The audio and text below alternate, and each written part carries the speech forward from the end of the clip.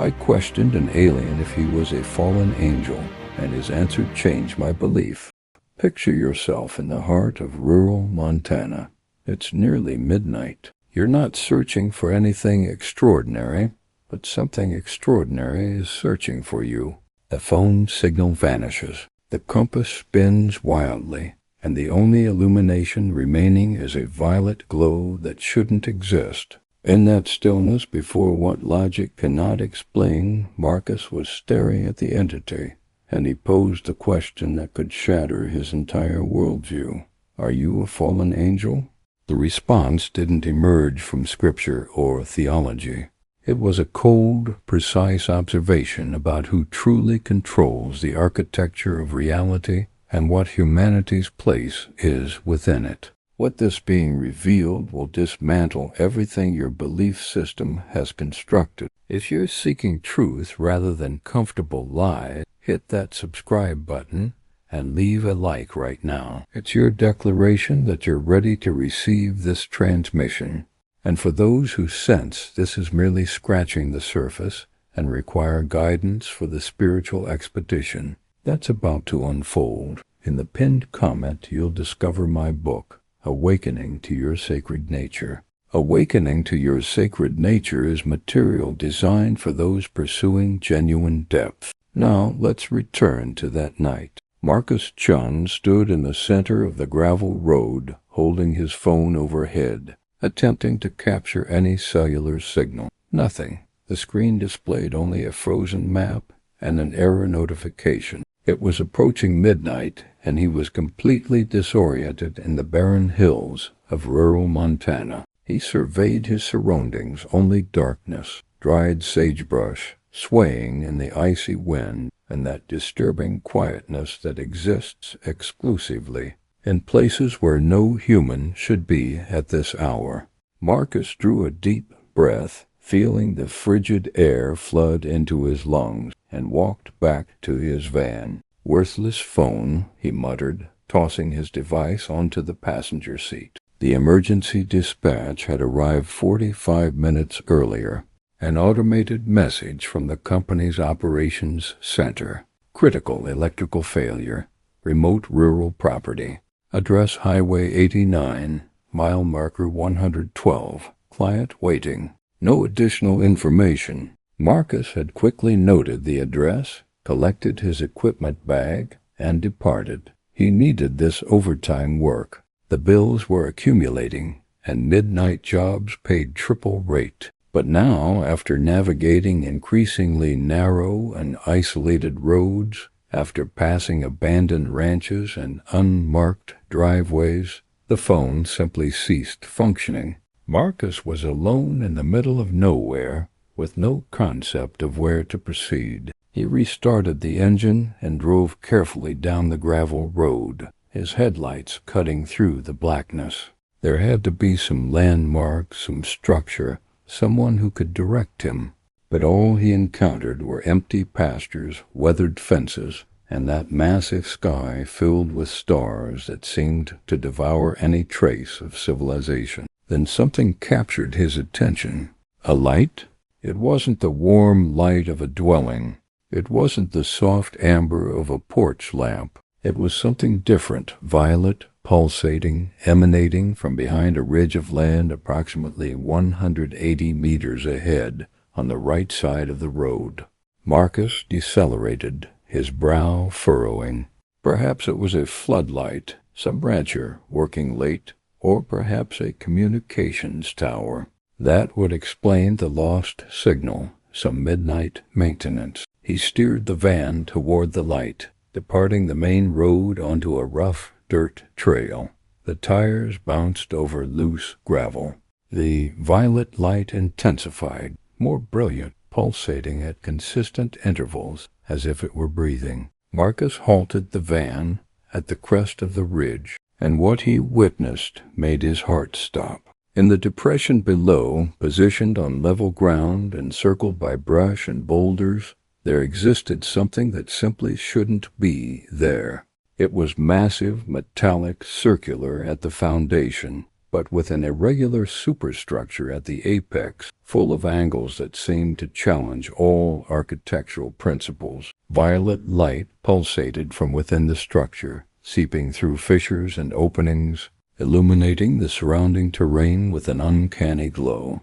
There was no engine noise, there was no exhaust, just that silent light pulsating, pulsating, pulsating. Marcus felt his hands clench on the steering wheel. His entire body went rigid. This wasn't a floodlight. It wasn't a tower. It wasn't anything he recognized. And then he saw the entity. Something moved beside the structure.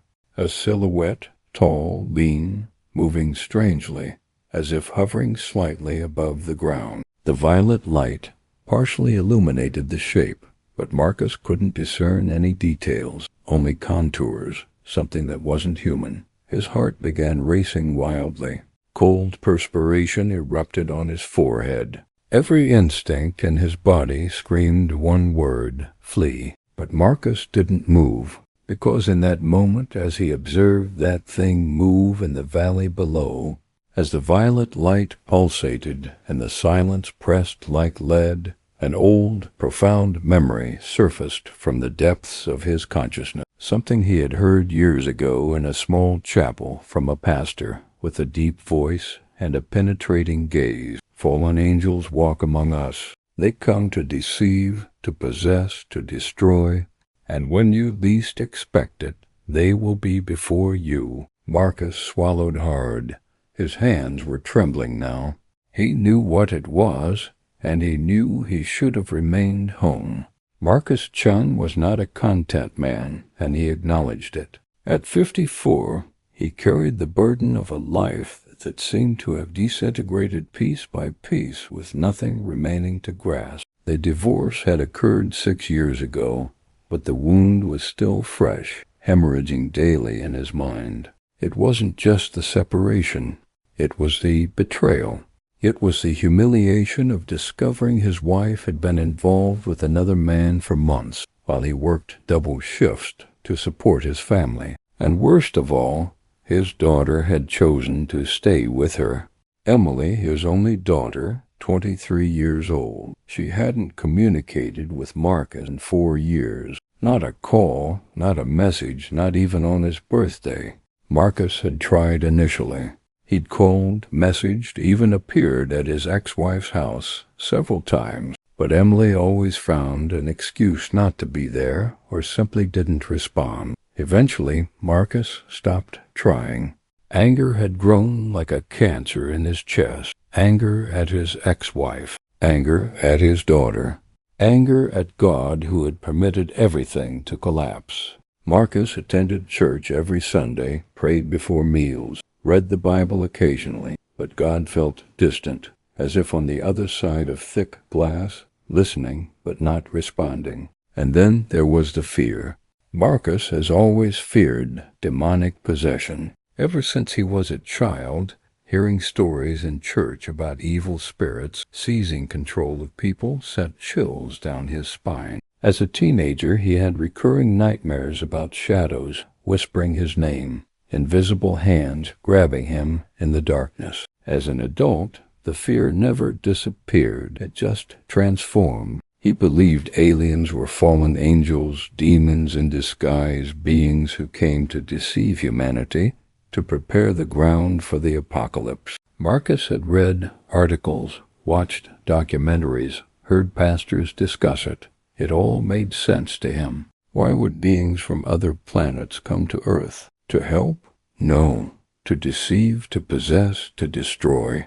And now he was standing in the middle of nowhere, looking at something that confirmed all his fears. Marcus drew a deep breath, trying to control the tremor in his hands. He should leave, reverse course, get back onto the main road, forget about work, go home. But something was holding him back. Maybe it was the need for money.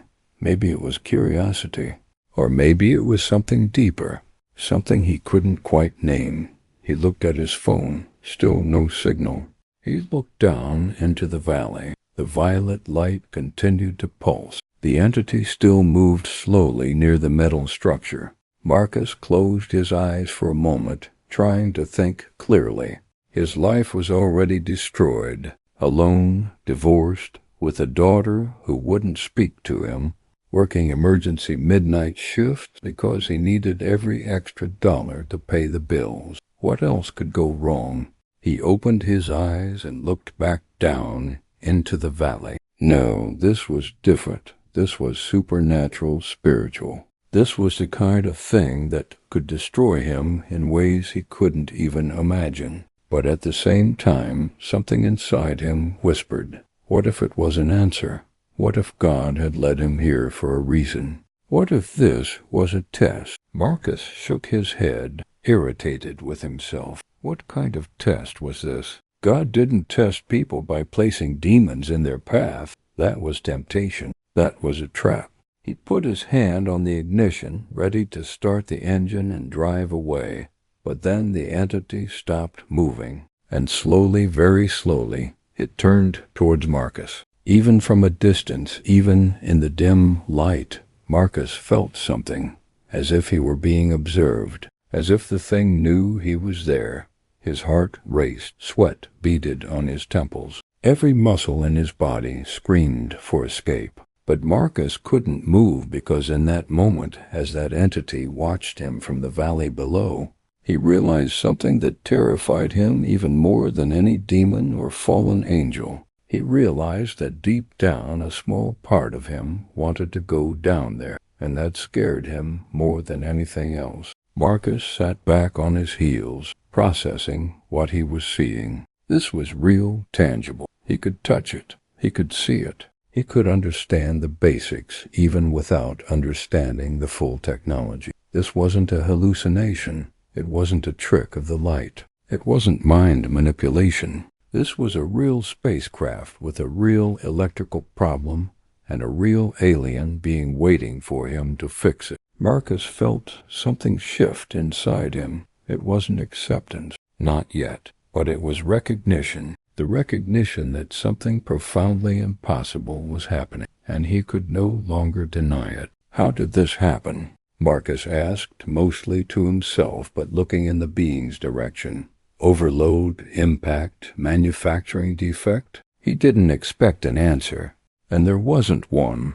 The being remained motionless, just watching. Marcus turned his attention back to the panel.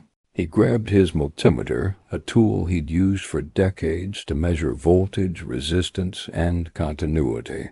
He touched the probes to different parts of the intact wires away from the burned component. The multimeter beeped. The numbers on the digital display flashed and then stabilized. Marcus frowned. There was current. Weak, erratic, but there and the voltage. Marcus looked at the numbers again in disbelief. 220 volts approximately, similar to the electrical system in a large house, but with strange fluctuations. He moved the probes to different points, mentally mapping the energy flow.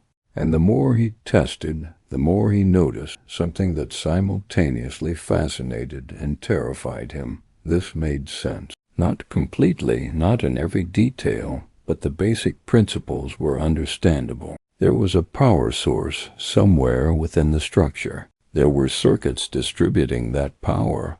There were regulatory components, and one of them had failed, causing a cascade of problems. Marcus could fix this. Not perfectly, not with the tools and materials he had, but he could make a temporary fix, something that would allow the system to work again, at least partially. And this realization filled him with profound terror because it meant he actually had to make a choice. Marcus put the multimeter back in the bag and stood, taking a few steps back from the panel. He looked at the being, then at the entire structure, then back at his own hand. "I can fix this," he said aloud, his voice sounding strange in the silence of the valley. "It won't be perfect. It'll be makeshift, temporary.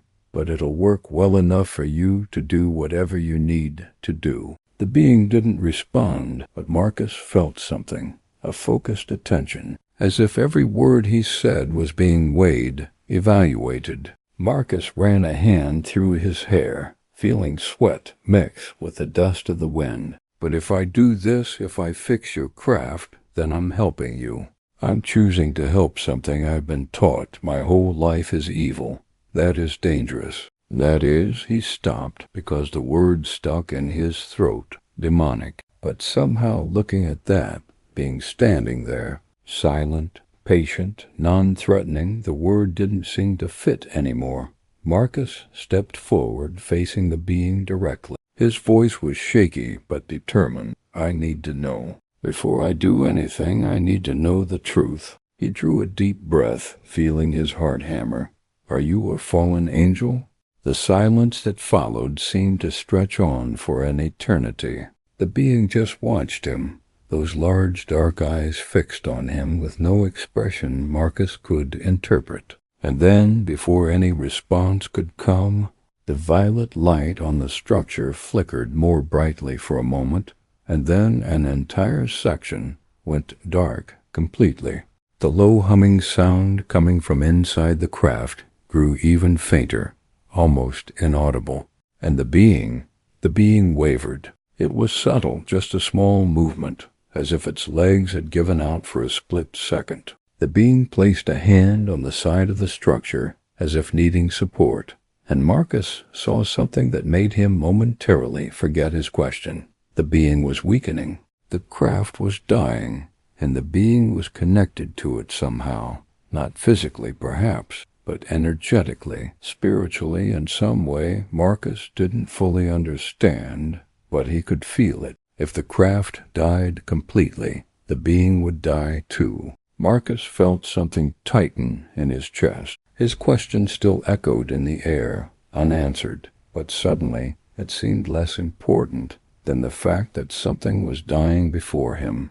"You're going to die if I don't fix this," he said, not a question, a statement. The being didn't answer, but its wide, dark eyes remained fixed on Marcus, and there was something in them now.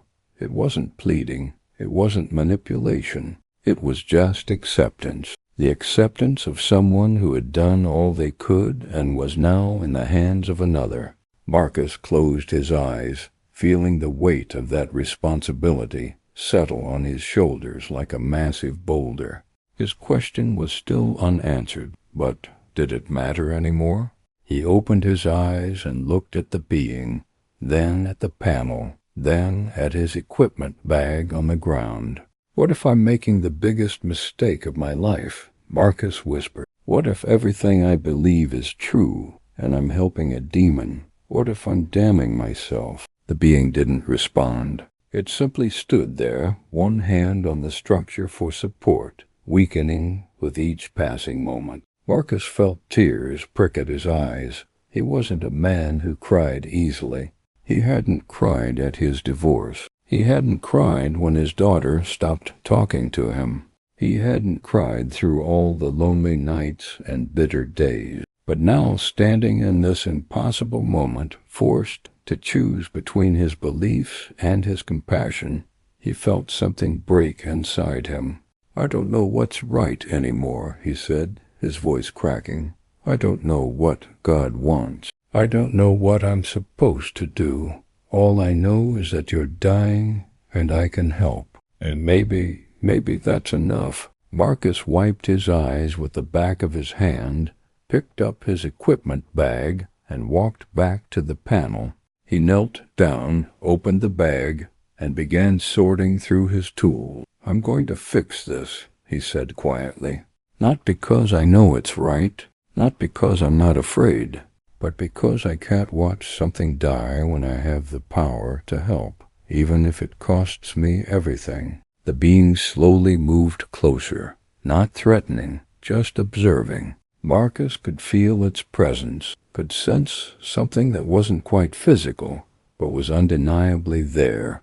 He took a deep breath and began working. First, he needed to isolate the damaged component. He used his wire strippers to carefully cut away the melted section, exposing fresh conductor material. The veins or wires, whatever they were, responded to his tools like normal copper wire, which was both reassuring and deeply strained. He worked methodically, testing each connection, mapping the circuit in his mind, understanding the flow of energy, even if he didn't understand the source. As he worked, the being remained nearby, and Marcus found himself talking, maybe to calm his nerves, maybe because the silence was too heavy. "I had a daughter," Marcus said, not looking up from his work. "Emily. She was brilliant, wanted to be an engineer. We used to work on projects together when she was little. I'd bring home broken electronics, and we'd take them apart, figure out how they worked." He paused, stripping another wire.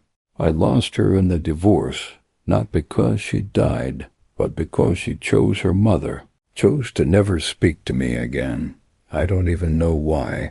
I've asked myself 1,000 times what I did wrong." The being didn't respond, but Marcus felt that focused attention, as if it were truly listening. "That's when I started going to church more," Marcus continued. "I thought if I could just be righteous enough, faithful enough, maybe God would fix my life. Maybe he'd bring my daughter back. Maybe he'd explain why everything fell apart." He connected 2 wires using a bypass technique, watching as a faint glow returned to some of the components. But God never answered. And the church kept telling me about demons, about fallen angels, about how the end times were coming, and we had to be vigilant against deception. He looked up at the being for the first time since he'd started working. "They said beings like you were evil, that you came to destroy us." The being tilted its head slightly, and Marcus wondered if that was curiosity or something else. "Are you?"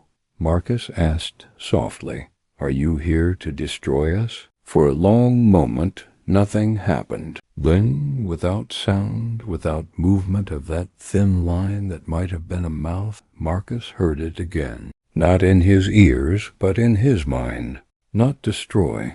Understand." Marcus froze, his hand still holding the wires. "Understand what?" The voice came again, patient and clear. "You, us, connection." Marcus felt his breath catch. "You're trying to understand us?" "Why?" "Because the voice said," and now Marcus could sense something behind it. Not words exactly, but feelings, concepts that translated into language his mind could grasp. "Because we are not so different. Because we also search, we also doubt, we also fear, we also hope." Marcus's hands began to shake. He set down his tools and sat back, staring at the being. "You're not a demon," he whispered. "You're not evil. You're just alive, trying to survive, trying to understand, like me."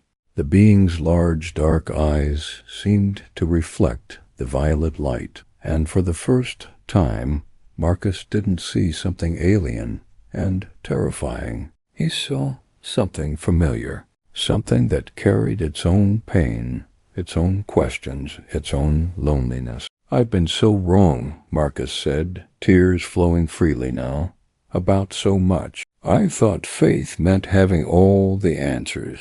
I thought righteousness meant knowing who was good and who was evil. I thought if I just followed the rules, everything would make sense. But nothing makes sense. And maybe that's okay.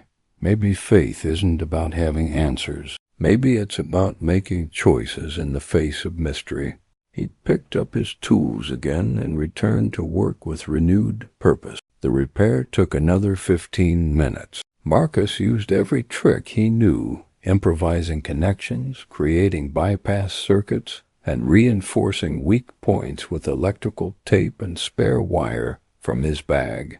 It wasn't elegant, but it was functional. When he finally reconnected the last wire, the entire structure hummed to life. The violet light surged brighter, pulsing with renewed strength. Sections that had gone dark illuminated once more.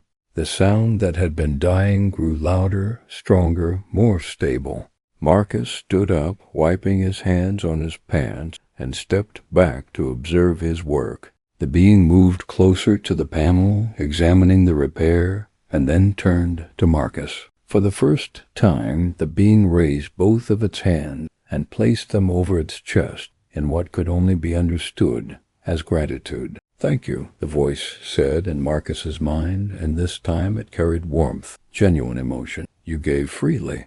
You chose compassion over fear. This is rare.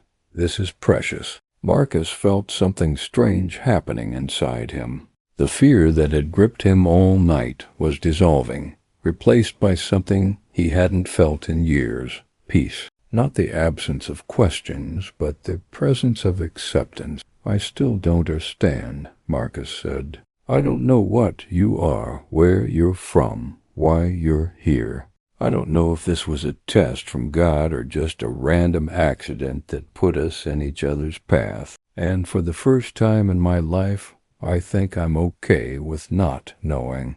The being moved toward its craft, but then paused and turned back. It raised one hand and pointed at Marcus, then at its own chest, then up at the star-filled sky. The meaning was clear, without words. Connection. We are connected. All of us. Across space, across difference, across everything that seems to separate us. Marcus nodded, understanding on a level deeper than language. "Will I ever see you again?"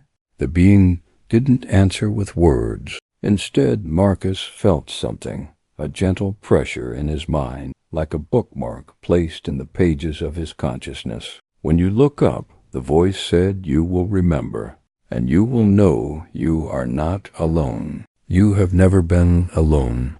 The being turned and moved toward an opening in the craft that Marcus hadn't noticed before. It paused at the threshold and looked back one final time. "Your daughter," the voice said. "She carries the same questions you do, the same doubt, the same loneliness.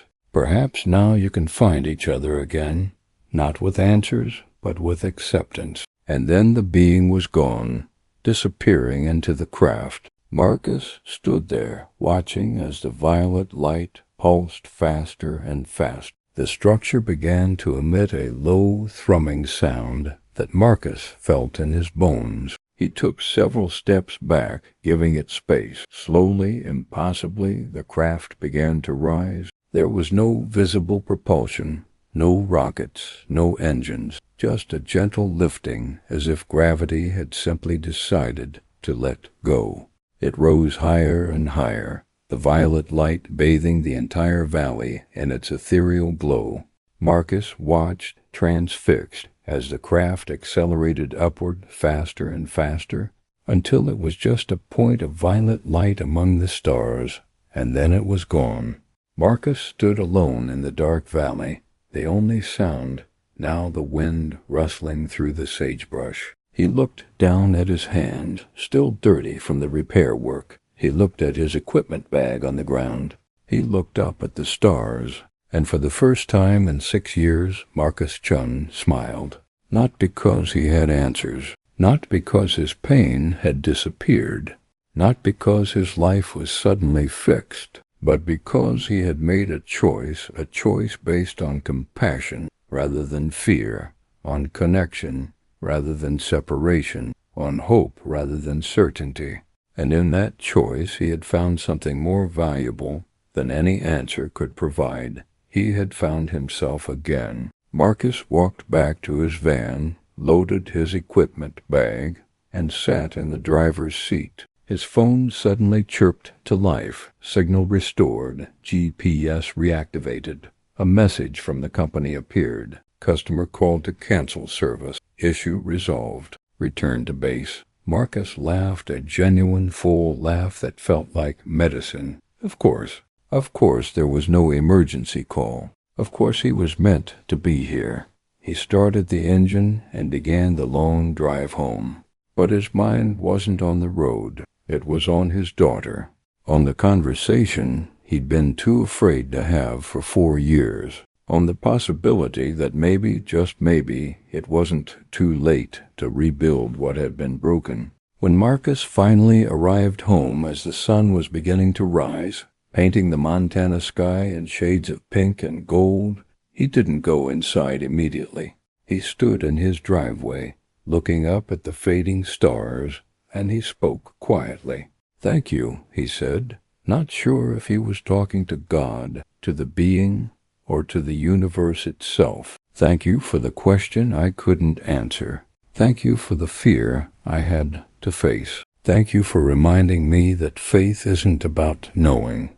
It's about choosing love even when you're terrified, especially when you're terrified. He pulled out his phone and opened his message. He found Emily's contact, still there after all these years, and he began to type. I know it's been a long time.